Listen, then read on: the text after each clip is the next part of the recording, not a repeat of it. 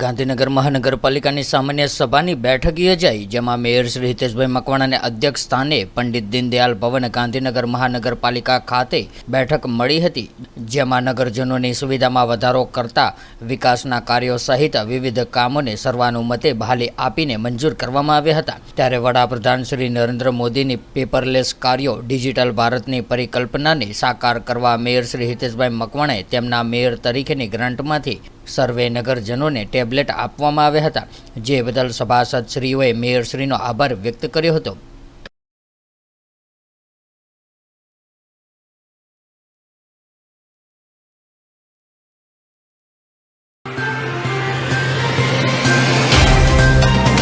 तो WhatsApp, Twitter, Facebook, Insta जहाँ भी आपका अकाउंट है, इसे शेयर बटन के द्वारा वहाँ पर शेयर करें।